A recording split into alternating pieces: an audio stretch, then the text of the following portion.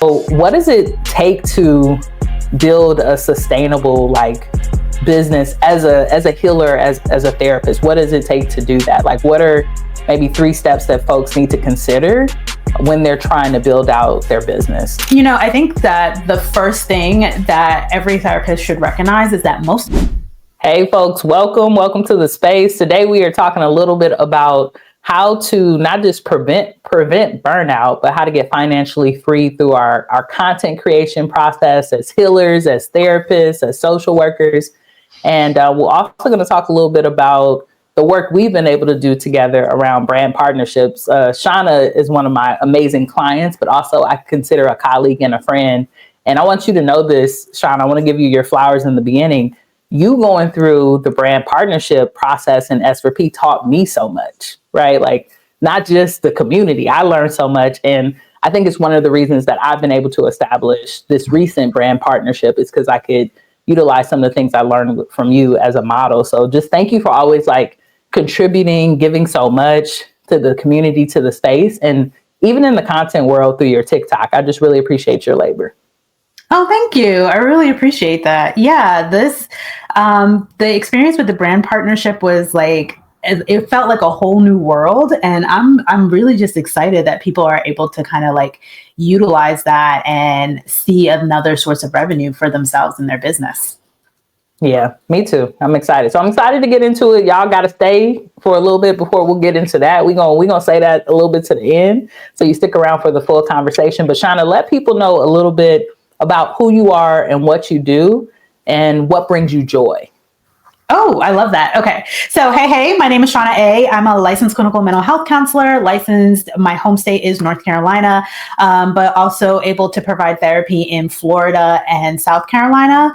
I'm a private practice owner, and in my private practice, I focus on perinatal mental health and fertility impairment, and that is the majority of my caseload. But I also really enjoy working with adults who are just kind of working through those emotional needs that kind of went unmet in childhood. So a lot of my clients, they are super successful, or they appear to be super successful, but they don't really feel it. And so now we're going back, reconnecting those things, and helping them realize how much being seen, heard, and validated is so important to them. So that's what I do as a therapist. But a big thing for me is that I recognize that I am an innovative, service-driven therapist. And so for me, I have endless ideas. I'm always ready to do something different, something new. It sometimes gets me in a little bit of trouble, but for the most part, I find that I'm not the only person who's like that. I know a lot of people who are I get all these ideas and they are afraid that they'll lose all of their ideas, but sometimes that drives them a little bit to burnout. I know it does for me for sure. And so what I do on the other side is that I act as a consultant to therapists and therapist business to help them build out that sustainable career so that they are doing more than just meeting clients on the couch. They're going beyond that, and they're getting to use their innovative mind to expand and build a sustainable career for themselves and expand that impact. I love that. I love that because what you're doing is you're helping the healers not only become better healers, but to sustain themselves. And what we know, right, is if the cup is not overflowing, then people are really going to either burn out or they're not going to sustain in the business. And then we're not going to see enough, primarily, healers and therapists and social workers of color, right, which is, I think, a lot of the folks that you support, we won't see them in the field, and then we won't have the people to be able to support us. So what does it take to build a sustainable business as a healer, as a therapist? What does it take to do that? What are maybe 3 steps that folks need to consider when they're trying to build out their business? Oh, I love that. I think that the first thing that every therapist should recognize is that most of us were not taught formally how to build out our business, but many of us have always thought about being the person with a couch. So yeah. And, and the funny thing is, when I was in grad school, I remember my grad degree is in community counseling. So when I was in grad school, I was learning how to be a therapist.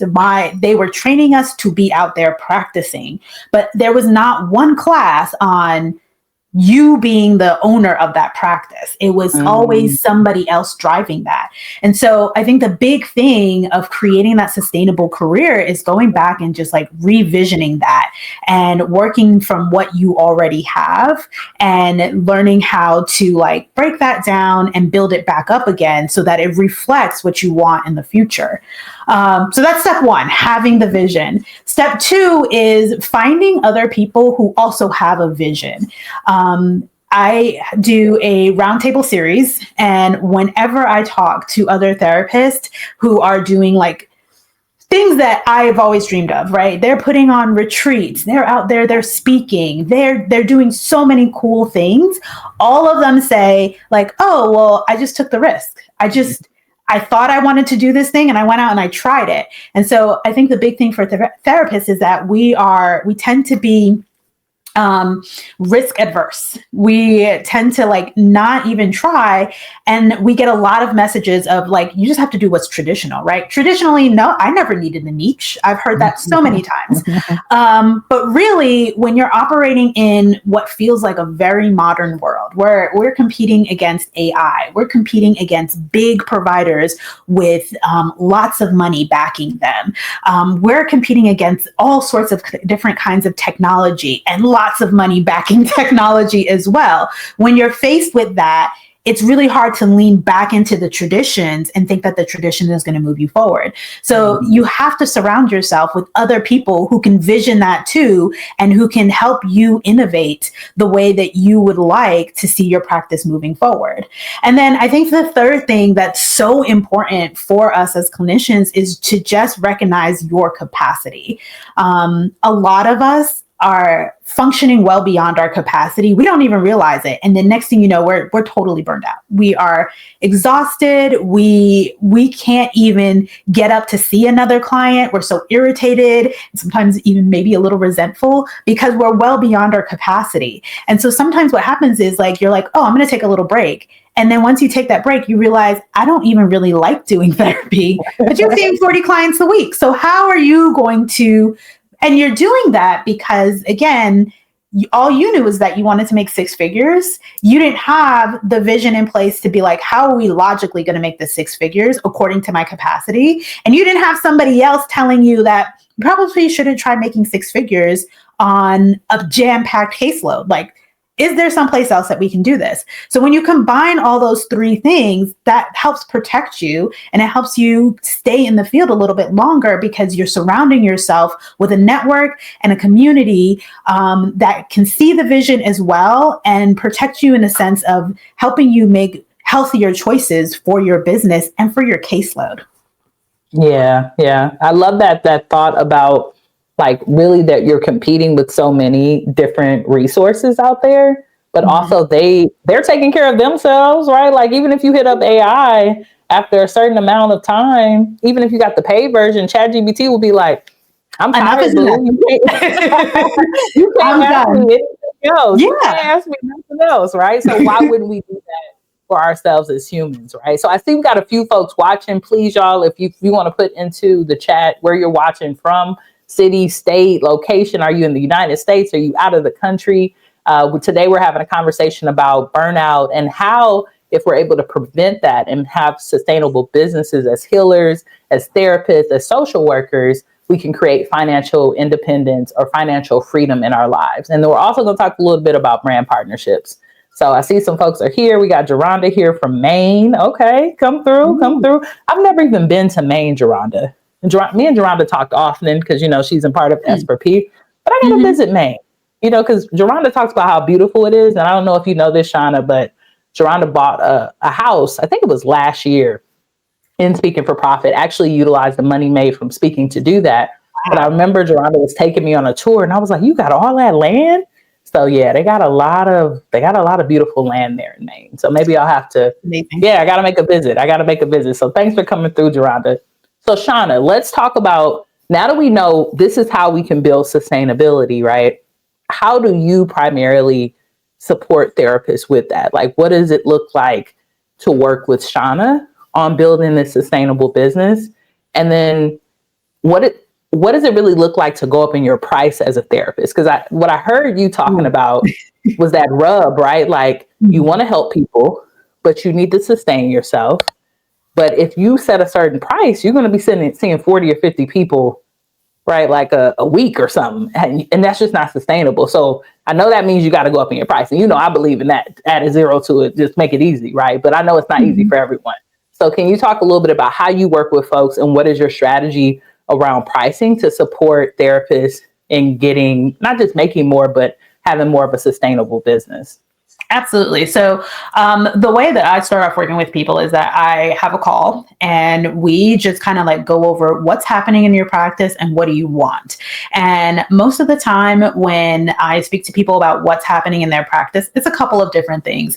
But most of the time I see people are at a point where they are ready to do a little bit more in their practice. They feel comfortable in their one-to-one sessions.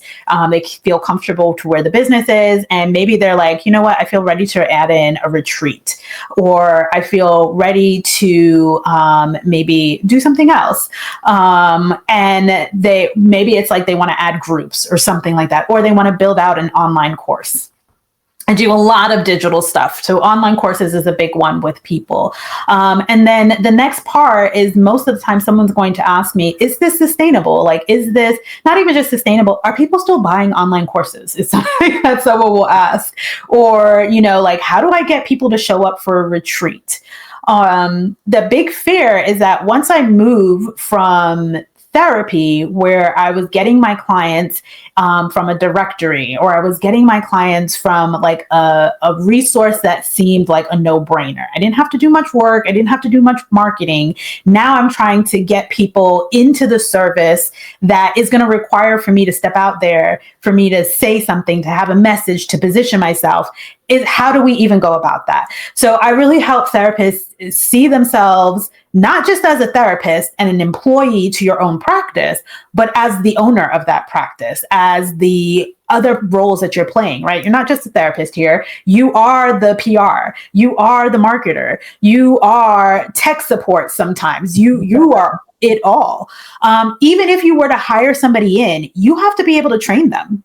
If you were to hire a biller, you have to know what that biller is doing. Otherwise, you might not see all the money that you want to see. Mm-hmm. So we talk about all of those roles, and then we talk about like, how are you going to play those roles? What is that going to look like? And then we dream a little bit. We talk about what is it that you want to do? You want to do retreats? Okay. So how are we going to how are we going to get the message out there? What does that look like? What does your dream retreat look like?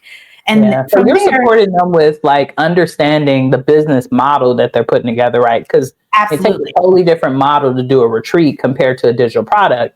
But then you're also preparing them to do the marketing that it takes to fill that offer or that event, right? Yes, absolutely. Okay. So like a big thing that I've always talked about is niche development. Mm-hmm. And, because again, traditional model, we don't need a niche. I'm a therapist. People come to me because they're sick. They're not feeling very good. But some of us don't provide insurance, right? So some of us are not necessarily doing clinical work anymore. They're doing therapy still, and it's still just as important, but their clients look a little bit different. And so that means that you're going to speak to those people a little bit differently than if you were speaking to a different population. I know for my clients in my practice, because I do perinatal mental health, a lot of my clients are coming in after a big birth event. So that means you're going to probably want to use your insurance. You just paid up your deductible. Everything else that you do after that is either going to be a very low copay, or it's going to be no cost to you because your insurance now covers that. So I had to take that on in my prices. I had to understand that. So a lot of times what I'm doing with people is like, do you understand the people that you're speaking to? Do you really have an understanding of that niche? And can you predict what your client is going to ask you next? Which kind of ties into the next question about like, how do we raise prices, or what does that look like for therapists? Yeah. A lot of your pricing should start with your understanding of who your people are and what is it that they want from you. I know I talked about this a lot in S4P because like one of the things that I came up against as I was like doing consultants is like, is the top of the business something that therapists can afford right now. And I Yeah. went really back and forth with this because I want to be able to give back, which is what a lot of therapists want to do for the people that they serve. They want to give back. They see people hurting, and they don't want to price out their clients either. And all of that is understandable. But then I had to learn how to think about the business differently, because I was like, I'm also going to price myself out. I'm going to burn myself out if I'm running the business to the top of my capacity at high speed for the next year. I can't do that either. So where's the balance in that? And what does that look like? And if I'm not able to do that here, what other parts can I do so that I can make up for that? Am I talking directly to therapists? Maybe I'm talking to coaches to help them understand the therapist field, so that they can better serve us in our businesses, right? I'm only one business coach. There's plenty of business coaches out there, but not everybody really understands the mental health field. So even that of being able to, like, who else do we need to talk to? It's not just the people you really want to talk to, the audience you're really trying to get in front of, but who else is out there for us when it comes to setting our prices? Yeah, it definitely sounds like within mental health, therapy, healing practices in general, partnerships are going to be so important. Oh yeah. Because honestly, like, no one can afford it, right? Because of the way our medical system is set up. It's not even, I was looking at the news, and 300,000 Black women have been laid off, right? Like, those are 300,000 Black women who had access to formalized insurance that probably don't have access to that now. So you still want to be able to help too, right? When we talk about like, this is the cream of the crop when we're talking about medical insurance. So and now they're not able to do it. So if you have something where you're able to support them, but also if you have something where you're able to support the middle ground, some of those entrepreneurs that are joining the field because they have to, right? We were just having a conversation about some people don't want to just be an entrepreneur. They didn't just wake up one day and like, oh, I want to start a business. They don't have a choice because they don't have a job now, right? Yeah. But you're able to probably be that person who's in the middle ground. So when it comes to establishing, and this is going to pivot, right, a little bit into the brand partnership, establishing partnerships with brands in general, what advice do you give to creators around that? Because I know that for you, you're particular, Shauna. You're not going to just do an affiliate partnership with everybody and anybody. So do you have like ways that you decide on who you want to partner with? Is it like a protocol? Is it about trust building? Is it about relationship? Is it about a win-win for you? Like, how do you decide this is someone I want to partner with, whether it's a brand or another therapist in the field? Yeah. So my network is so important to me. And I will say that this year has been the year where I'm just so proud of the collaborations, the coaching that I received, the network that I've built is just, it's solid. It's pretty solid. And that, like, I think once you learn how to network well, and you build up the people around you, you start to see that network, like, almost giving back almost immediately. Like, the return of interest on the network that I've built is just, it's crazy. It feels like, wow. And I say that because, like, there's times where I did interviews, and then someone that I interviewed, that I like started conversations with, that I really enjoyed, they would do something, and I'm like, oh wait, how'd you do that? Or I'll go back and be like, do you have any connections? And may you introduce me? And I'll get an introduction. So that really helped. Or there's been times where I'm like, tell me about your experience, if you feel so inclined to. And they would be like, oh, I don't know about this. And so that really helped to direct me in like okay, do I really want to take this on or not? I will also say a thing about my network is, like, when I first was like getting ready to approach, let me back up a little bit. So when I decided that I wanted to work with other brands, it really started off with like a manifestation.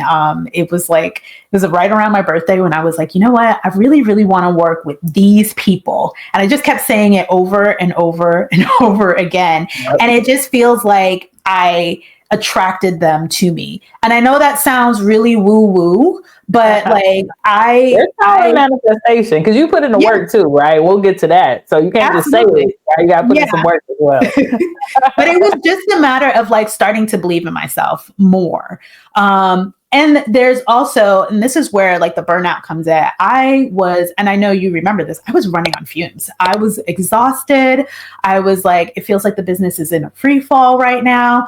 I was deeply affected by Hurricane Helene, and not in the matter of stuff, but in the matter of like, this is my community. This is the community that my husband works in. And my business was deeply affected from it. And from that time, I just felt like it was a whirlwind. And it felt so difficult to get things back on track. But once I was like, okay, we're going to have to put some things aside. I'm going to have to get some contracts. Once I did all of that and I got it back on track, I was able to dream again. I was able to be like, you know what? There's more to it than this, but everything is cool. I'm back at baseline, and now I can start reaching, because I'm not reaching from the hole that I've dug. I'm reaching from just ground right now. Yeah. And so once I was there and I was able to kind of like get back onto ground, then I was like, I think I want to work with these particular people. And I just kept saying it over and over again. And it stopped becoming, I think I want to do this, with I have to work with them. I need to figure out a way. So here I am using AI, reaching out, like, who can I find? Where can this happen? And lo and behold, like in my email, a name just popped up and I was like, oh, wow. Like, yes. And then once that name popped up, I was very hesitant because I was like, I must be imagining this. But I brought it back and I just started talking to people about it on the side. Like, hey, that's a good question, Geronda. But I was like, hey, reaching out to my network. Do you know anything about this organization? Has anybody approached you? This organization approached me. I'm really excited, but I don't want to, what advice do you have to give? And I was so excited because my network really poured into me from there. And that allowed me to go into it with a clear head. And even like when I would get offers, there was times where I was like, I don't really like this offer. I want this particular thing. It was my network who was like, go back and talk to them. Go back and say, this is what I need. Negotiate, which for me as a Black woman, negotiating is hard. And it is a fact that we don't do it enough. And so these were like some of the first moments where I was like, no, actually, this is what I'm worth. This is my price. Can you meet me here? What does that look like? And I was like, can you meet me here? But when folks said yes, I was like, oh no, wait a minute. This was like a whole change of mindset for me. Yeah, because you kind of knew then that people were taking you serious, right? So I want to back up a little bit, right? Because I want people to know you got a brand partnership, which is great. But the brand partnership in particular is connected to the business that you do, right? So this is a therapist tool that you're a brand ambassador, an affiliate of. When you got that email from that, you're like, okay, I know a person in my network who kind of is connected with them. We could probably have a conversation. And then you were in conversation with them. I remember you brought it into S4P. And I think during that time, you were thinking it could be one way. And by the end of that conversation, you were like, oh, no, I can ask for a whole lot more. I'm wondering for you, and you might remember the conversation, you might not. What was the thing that shifted where you were like, this isn't just another like affiliate, like I can ask for more and this could be like longevity. And maybe it was from the conversation with us, or maybe it was something else. But I remember it was a switch where it was like, not saying you were thinking small potatoes, Shauna, but you were thinking like, well, we could just do this. And then you were like, actually, nah, we could do a whole lot more. Yeah, it was definitely an S4P. And I will say it was when you were like, I was like, hey, I think I want to pitch this. And I will say, because I think this is something with people who have a lot of ideas, this is something that many people experience. What I will say is that I was like, I'm also an above and beyond kind of person. Yep. So where I'm like, I'm going to go above and beyond. I want to do this thing for them and I want to give them all. And you do this so well, but you were kind of like, pump the brakes, slow down. You don't have to offer all that. And I was just kind of like, okay. But it was you don't have to offer all of that, and you can ask for more. Let's try this. And so it's been a lot of mindset shift for me of being like, you know what, my above and beyond is actually worth a lot more than I think it is. And I think this is the thing for therapists is that we do above and beyond a lot. We do it above and beyond in sessions, right? Client will come to us and they're going to give us all of that they got where it comes to the trauma that they're experiencing, their day-to-day happenings. We're getting it all. And we have to filter through that in 50 minutes, 53 minutes if you're charging insurance. So that is a lot to do. And like, we put it all on the table every day, back to back to back to back. So for me, when I have this opportunity where I'm like, oh, someone's going to pay me a lot of money, I have to put it all on the table. I've got to give them everything that I got back to back to back to back. And just getting the permission to not having to do that was such a relief, but it also was kind of like, oh, okay. If I don't have to do above and beyond every time I do a partnership, every time I pitch, if I can just pitch something that solves the problem efficiently and quickly, and then do some add-ons, I could do that multiple times. Yes, I can do that. You can have multiple partnerships. I could have multiple partnerships instead of doing above and beyond with one partnership and getting this one deal this one time. Right. And of course, we do it within your contracts, right? And what the contracts say. But like realizing like, oh, this is how you make more. It's not, doing the thing that is the most viable that you can be, right? Like I feel like a therapy service, that one-to-one direct service, it's very intimate, but it is the most that you're going to give when it comes to that work. And that's how it should be when it comes to therapy. But how do I replicate something on a lower level scale and give it out more than once so that I don't have to do that 40 times a week? Yeah. I can do that 15 times a week where I'm performing my optimal at best, giving the clients the best that I've got every session, and then not have to worry about where's the rest of the money going to come for my bills. Yeah, definitely. Yeah, I remember that particular conversation because I know you had a really lengthy proposal, and I was like, wait, let's definitely stop the brakes. Mm-hmm. But I think what's so brilliant about you, Shauna, is that you're realizing why you do it, right? Because you said, like, I always want to over deliver. And I think for some of us, and y'all, if y'all aren't taking notes, I don't know what you're doing. If you're watching live or the replay, but get your notebook out. But I think so many of us, we don't realize that our over deliver is overdue, right? Like we don't realize that our bare minimum is actually the over deliver. And we want to almost tease it out and give people an opportunity to show us where they're at. Because sometimes we're on 2.0 or 3.0. And they're still not even on 1.0. They're on the beginner's course of this whole process.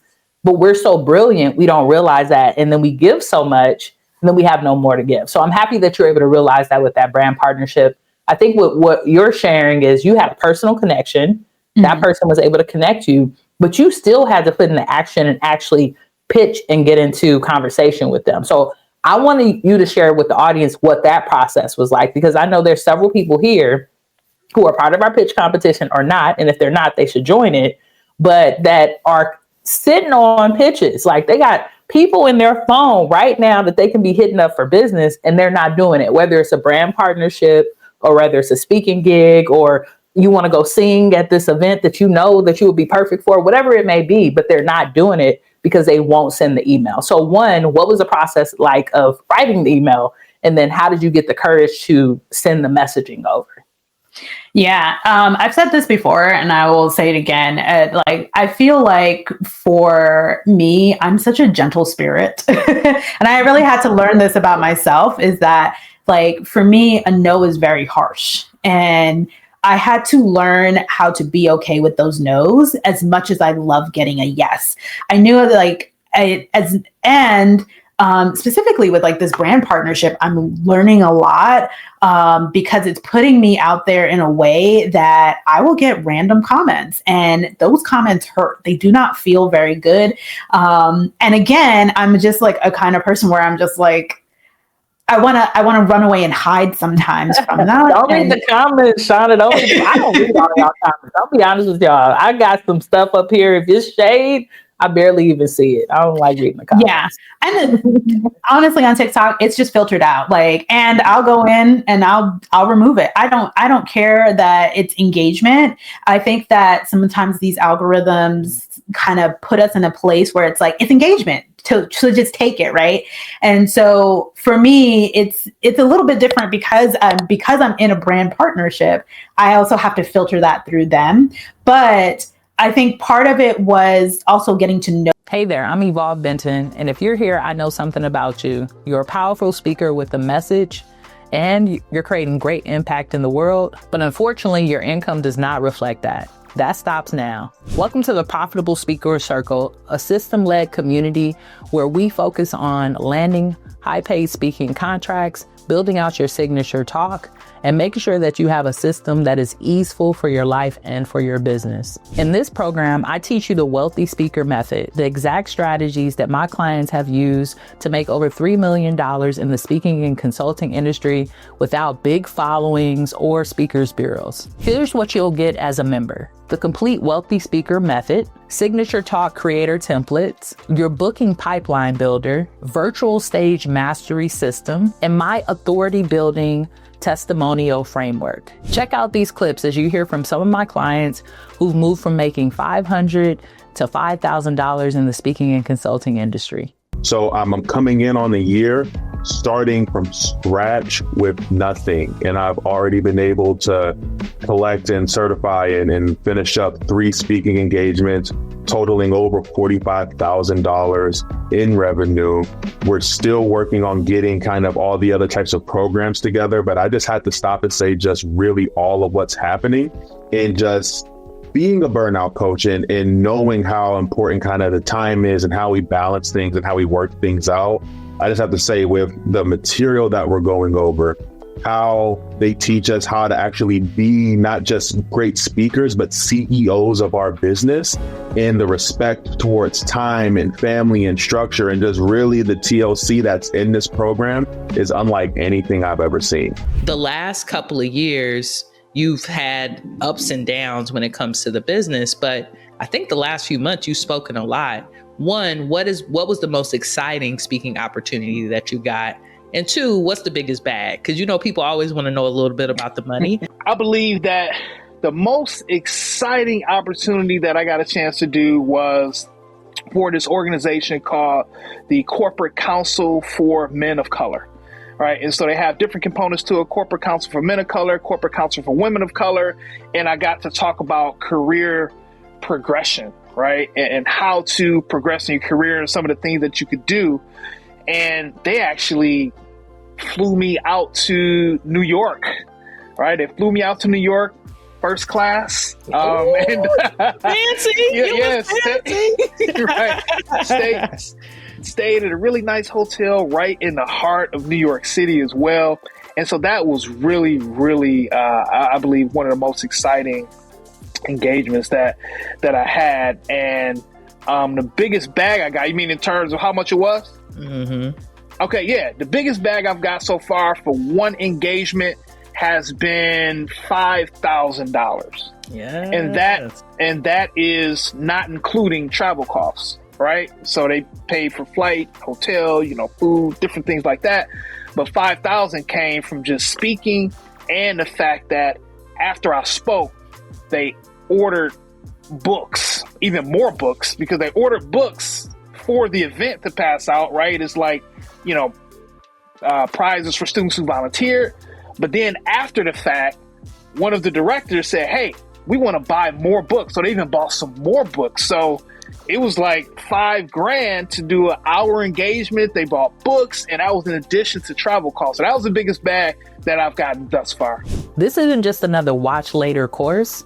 This is a community that's going to help you create more impact and more income in your life and in your business.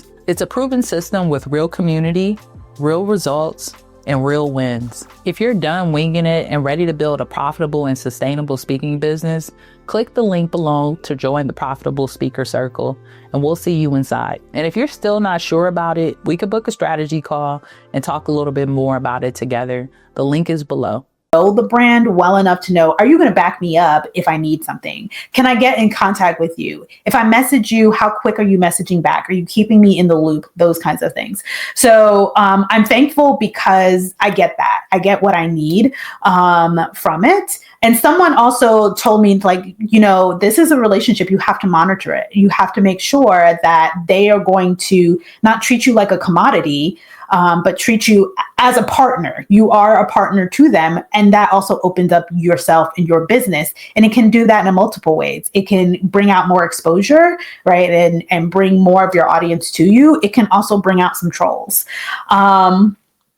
So there was that part of just being like comfortable enough to hear a no, to risk getting a no as well. But the thing that I kept in mind as I was writing out this email, as I was like, hey, this is what I'm thinking, I was sitting on pins and needles the whole time, but I was like, what happens if they say yes? Like, what is that like if I just put it out there and there's no fight? And guess what? I put it out there and they were like, we can do that. We won't do this, but we'll do that. And I was like, take it. I'm like, yes, let's go for it.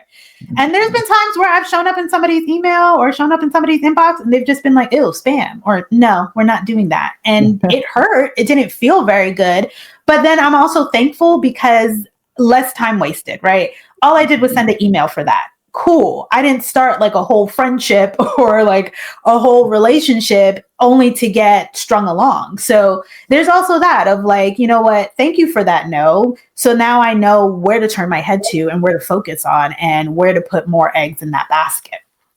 Yeah, I appreciate you bringing in the emotionality of the no's, though, because I think that it's so easy to just be like, well, I need more no's and, to get more yeses and be really in this like woo-woo place about it. But rejection is not easy. And I was actually reading something that, like young women are not really trained around rejection, right? Like it's actually like this gendered thing that they do as young people, right? Where young masculine folks get more rejection growing up. So usually in sales, they say that women don't last because of that, right? Mm-hmm. But I think what you're speaking to, Shauna, is you're looking at the data and the science, which can help us with our emotionality. What we know is everyone's not going to say yes. And what we also know is if everyone did say yes, we would be burnt out because we can't take on everyone. So I do appreciate a good no. I have some LinkedIn messaging going on out right now because I want to connect with more speakers, obviously bring them into the Profitable Speaker Circle, the most diverse, free school community for public speakers. So make sure that you join. And I sent out messages and I just was going through LinkedIn. Sometimes I take a day, y'all. I don't go through messages every day.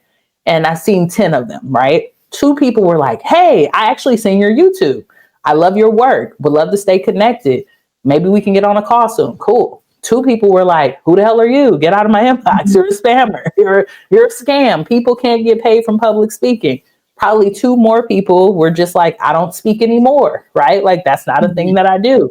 And maybe 2 people out of that were like, Evolve, I'm ready to join your community, or followed me on YouTube, which is what I want people to do. So if you're watching now, go subscribe on YouTube. So I say all that to say, if there's like a gift of 10, 2% probably are going to be your people.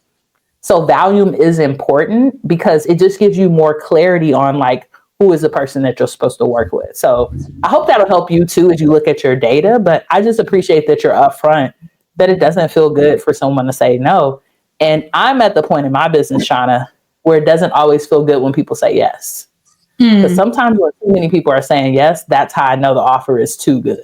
That's how I do with that Speaker's Reel offer that I put out. It sold out in like 5 minutes. And I was like, damn, I priced that thing too low. Yeah. It's funny that you mentioned before, like women being rejection adverse. I remember when I was younger, I was like in high school, and it was like around the time where you're like starting to get boyfriends and those kinds of things. And like I remember my first boyfriend broke up with me. It was long distance. They lived across. No, he didn't. And I was devastated. Like devastated. I went to my little brother's graduation, his 5th grade graduation. I was crying at the national anthem. My sister was like, get it together. But one of the things that she said to me that always stuck with me is like, it's good that this happened because we have to get used to breakups. And, we have to get used to dating. This is what dating is. And it sounds weird because there's a lot of like cultural implications around young girls, specifically young Black girls, dating. We talk about fastness and all of that other stuff, but really like there is like, when we're looking at some studies, like developmental studies, young Black girls, their counterparts are actively dating in high school. And then when they get to a phase in their life, like college, where they are dating as well and learning and doing all of these things, they're also multitasking, right? They're building up their life for the next step. Whereas, some girls are achievement focused, right? So they go through all of those achievements and now they have to figure out how to get rejected, how to date, what that looks like in a later part of their lives where their counterparts are already doing that.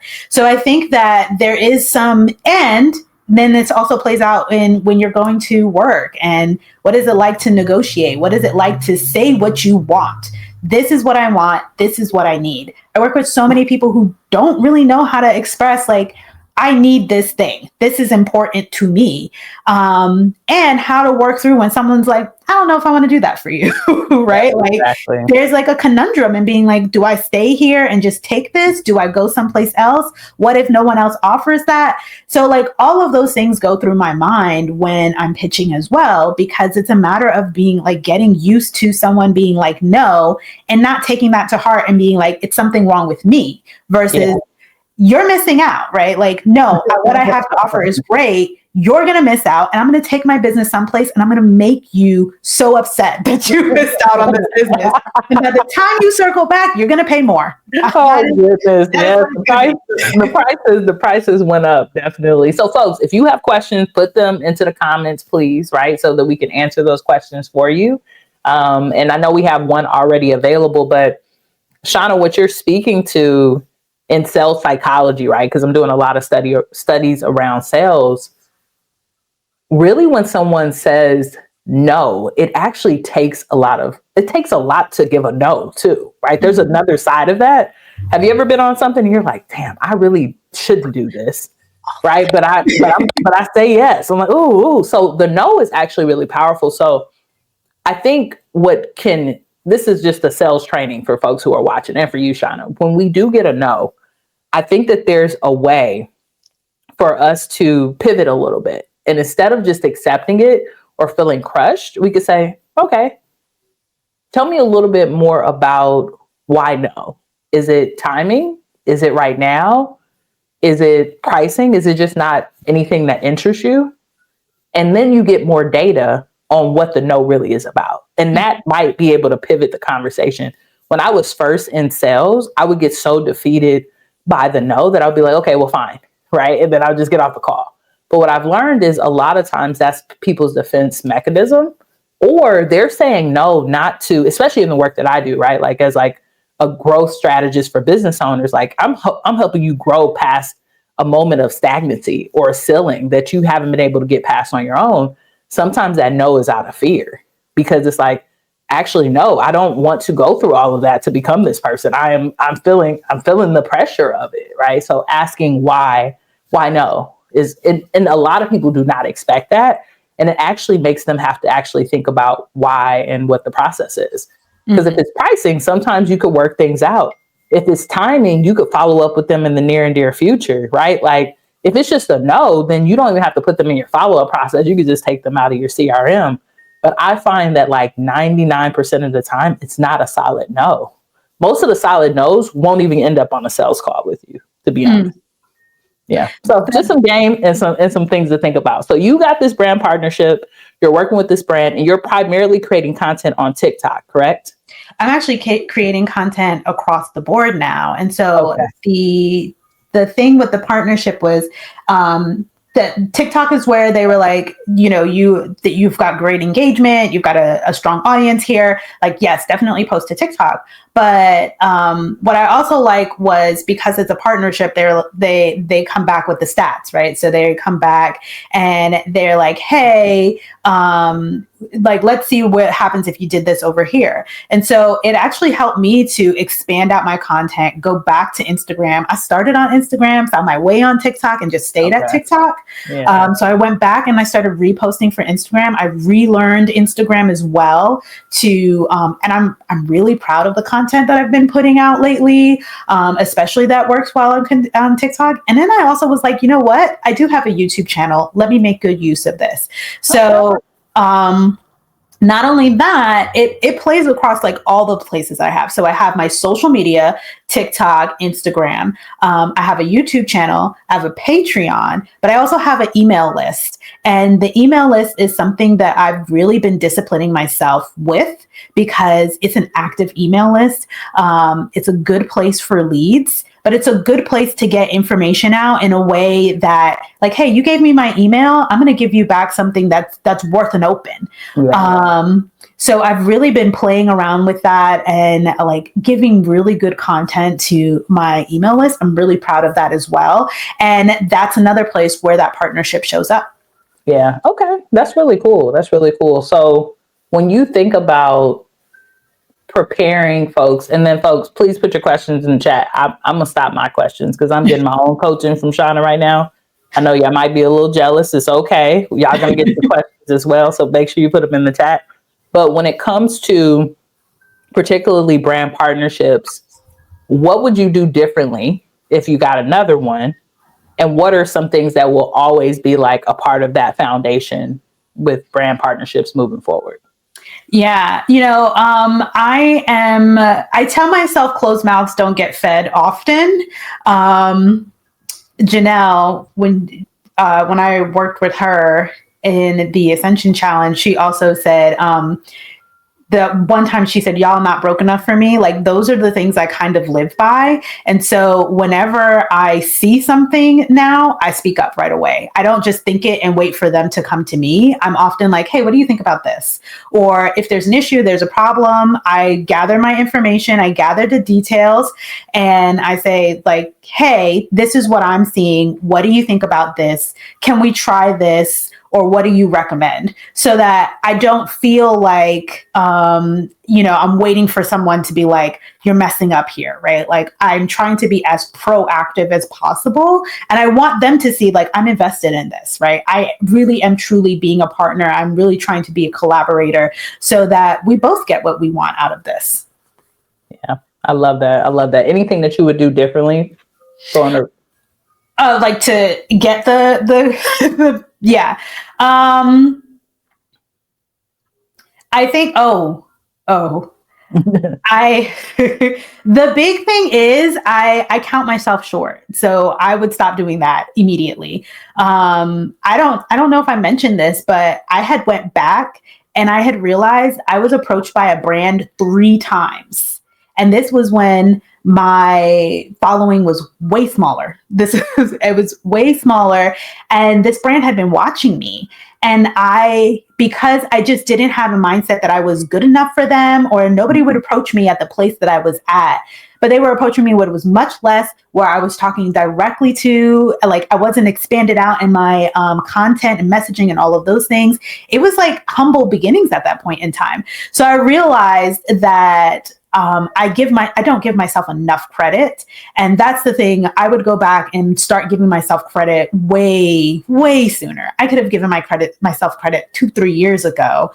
But I just waited so long until it was, once we get here, it's this. Once we get here, it's that. And the big thing that I realized is I would arrive at those points and just be like, oh, no, not good enough yet. When I got 10K on TikTok, I waited 2-3 weeks. I waited until it was like 12K before I was like, you know what? Let me enter the creator partnership program.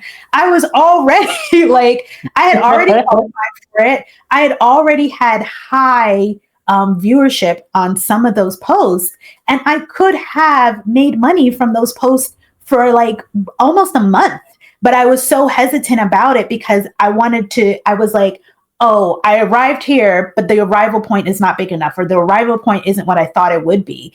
And so it was a matter of being like, no, we're not waiting for arrival anymore. We have arrived. What are we doing right here, right now to get more of what we want? Yeah, we got to celebrate those moments, Shauna. So I'm happy that that's what you would do differently. I think it's big for you to know you're a big deal, right? And not to let this happen. I was at the podcast summit about a month ago, and my mentor spoke about how to monetize your podcast. And one of the things he was talking about was brand partnerships and sponsorship. And he was like, you don't have to wait until you have a big brand to be able to do this. So he gave us homework, right, to make sure that we got a sponsor in the next like couple of weeks. So that's something that's on my homework for my podcast. So if you're watching this and you're like, you want to sponsor the Speaking for Profit podcast, hit me up. We are looking for one. But I'm put together a pitch deck and all of that because truthfully, we try to wait until we're at these big numbers. And a lot of people are interested in the few hundreds, thousands of people that are listening and watching because you have a niche community. And sometimes that is even more impactful and helpful. So thanks for sharing with us and taking us a little bit behind the scenes. I do want to go to Q&A to get some questions. And then we'll kind of wrap up in the space. So I know we got one from Geronda here that you said was a great question. So Geronda says, I'm curious, do you advise therapists to partner with or network with coaches? I've seen therapists pass on clients to coaches when they're ready for their future selves. Hope this makes sense. Yeah. I think that is great. I also see a lot of sometimes therapists want to transition into coaching. And so I think if you are a therapist and you find a coach that you're like, I love their program, I love what they have going on, you feel like they move with integrity. The big thing for a therapist is we are very protective of our license. Our license is our everything, right? We work so hard for it in the first place, and we work hard to maintain it. So I know that for many of us, we don't want to affiliate ourselves with people who are not doing what they should be doing, or people who are not moving with integrity. So if you were to do that, I would just say, make sure that you're vetting that partnership, you're vetting the person that you're working with, and that they're moving with that integrity as well. And I will also say, like, recognize that a partnership doesn't have to be forever. It could be for the season. It could be for right now. And it might be like, you know what, let's give this a 6 months trial to see if it works, if my clients like this, if it makes sense for us.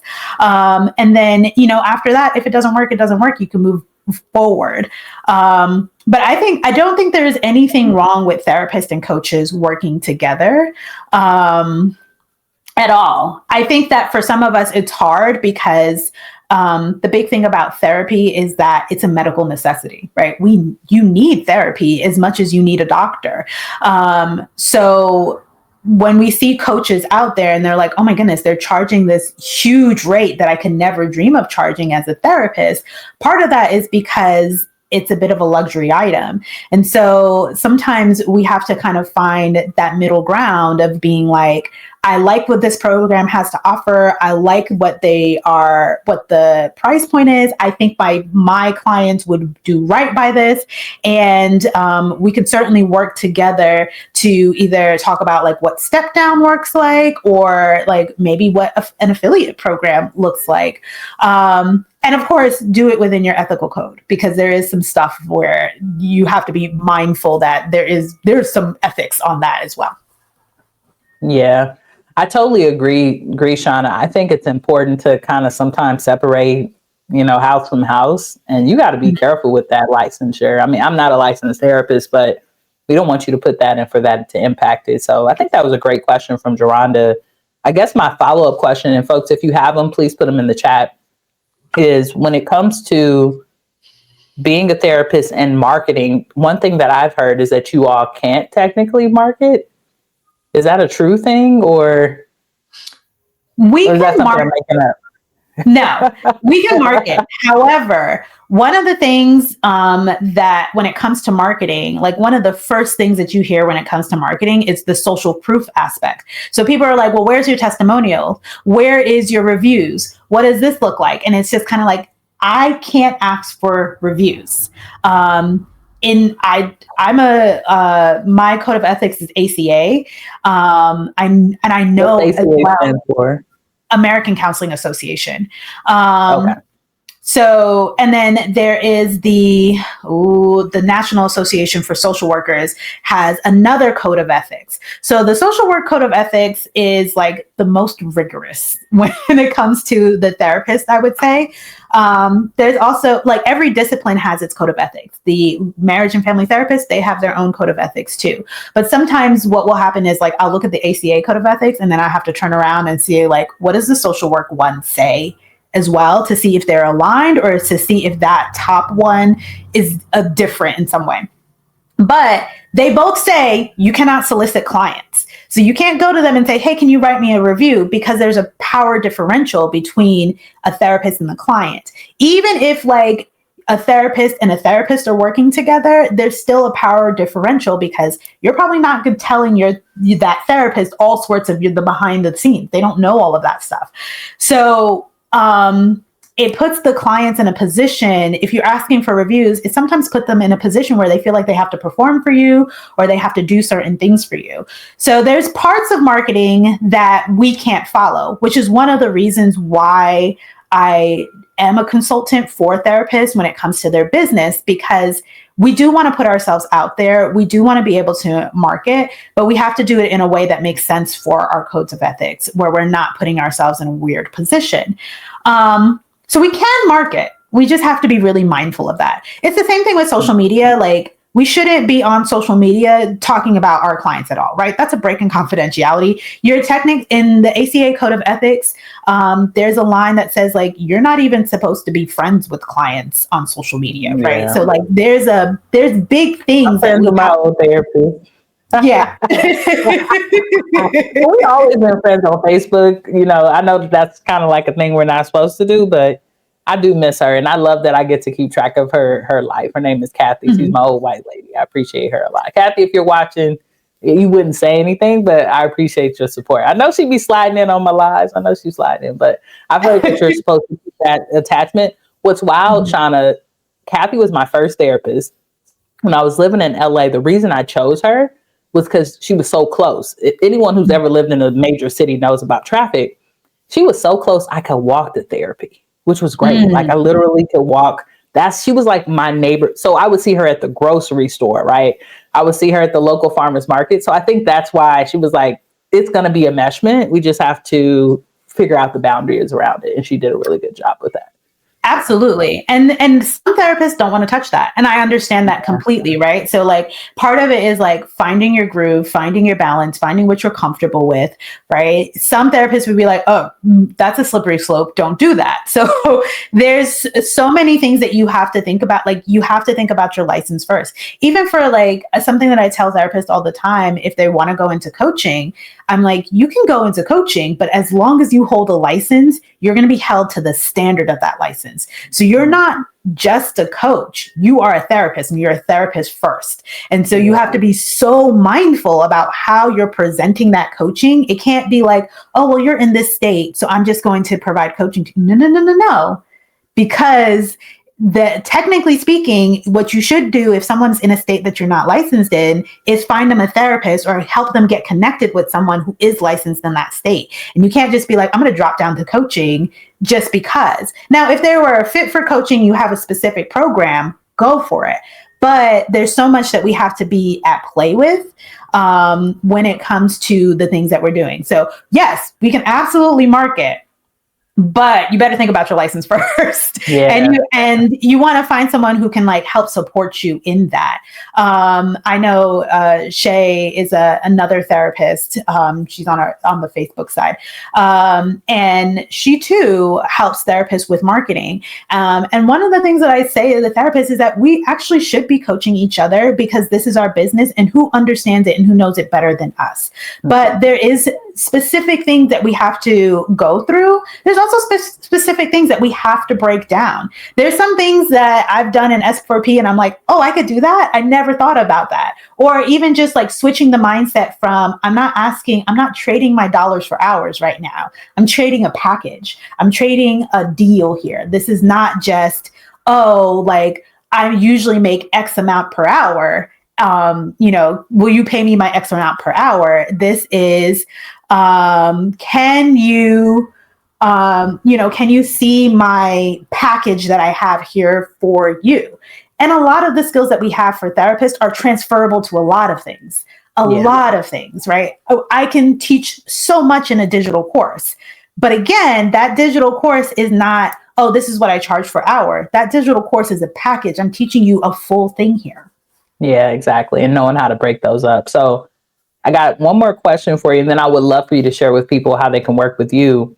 If someone's watching today and they've been thinking about joining specifically the Academy, and for folks who might be interested in it, we're in open enrollment until October 3rd, and then we're shutting things down until 2026. But if they're interested in being in the Academy, being in our community, what should they know, right? Like, what would you want them to know before they join? And why should they join? What are maybe some of the benefits that you've been able to receive during being in the community?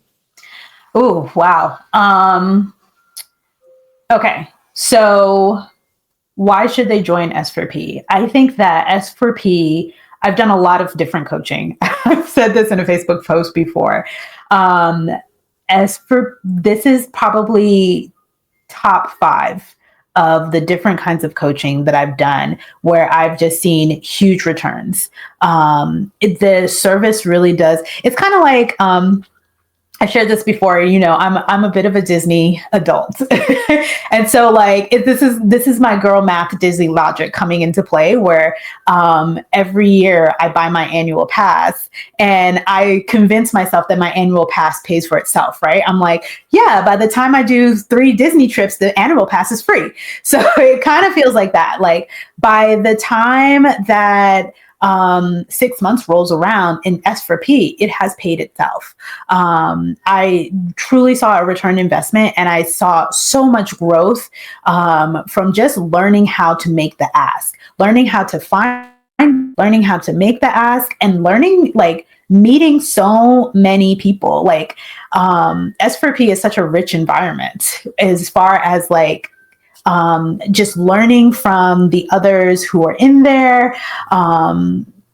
I don't know if anybody feels comfortable with me shouting out their names, but like the other members of S4P, like that masterclass, that weekly masterclass, sometimes I don't have anything to bring, but I show up just so that I can hear what everybody else is doing, just so that I can get the motivation, right? Like some people show up and they just smile and giggle and I'm like, oh my goodness, like I've missed you. Where have you been? So the community in there is so rich. And I really enjoy that, but just like the pushing and not in a forceful bullying way, like it never felt like you have to do this or like, I can't believe you're still doing this. It felt like now Shauna, please think about this, or like, let's take a step back. Like you can slow down, you can pump your brakes on this one, and just getting to the point of being like, oh yeah, like I can do that.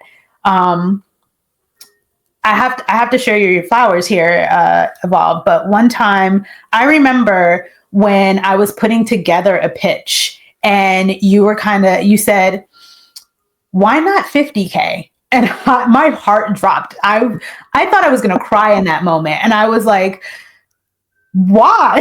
Like, why would I ask that? I really had to wrap my head around that. But like, it brought me to a moment of like, I am worth 50K. I do have 50K ideas and then some.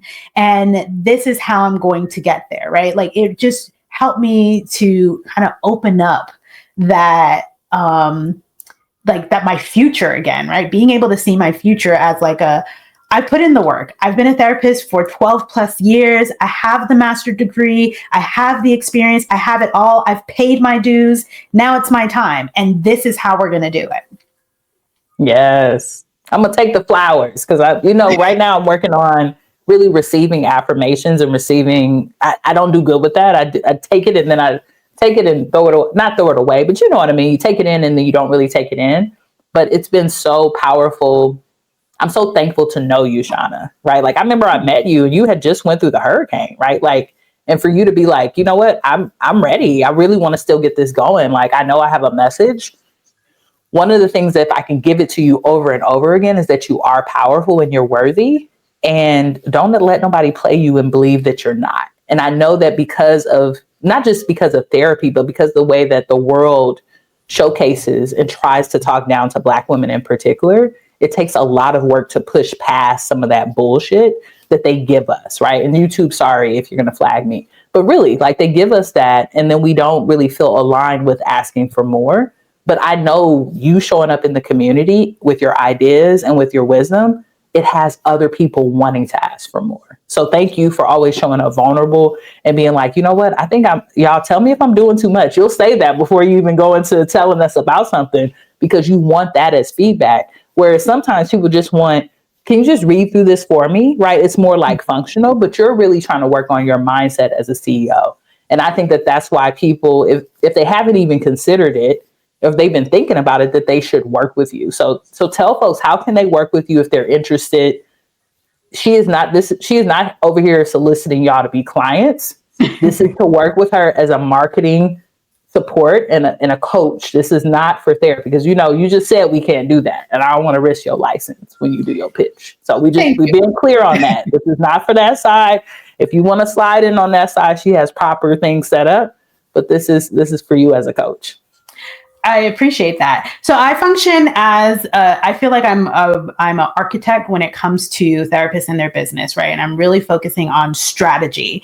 And so if you are someone, and now I've got a couple of things going on. So the big thing right now that I think is so exciting is the Great Lock-In, and there's two sides of it. It's all emails, but there is a private practice side where you're trying to launch your private practice. You're getting so much information, and we're doing it week by week. So every week you get a new theme, you get something to work on, and you're getting all sorts of stuff. Like sometimes there's podcasts in there, sometimes there's videos in there for you to really think about how you're going to go about launching your private practice. So if you're someone who wants to launch the private practice and you're looking for some kind of coaching or coursework, this is for you, because it's email and it's free right now. The next aspect is the content creation side. And so one thing that I feel like for me is that content creation opened up so much doors. And I think part of that was learning how to message, finding the trend, and then also just being able to put content out there even when it's not doing what you want it to do. I remember like when I first started on YouTube, I was kind of like, oh, well, my videos don't get anything. And then I started just uploading shorts, and I went back and I was like, oh my goodness, some of my shorts have thousands of views on them.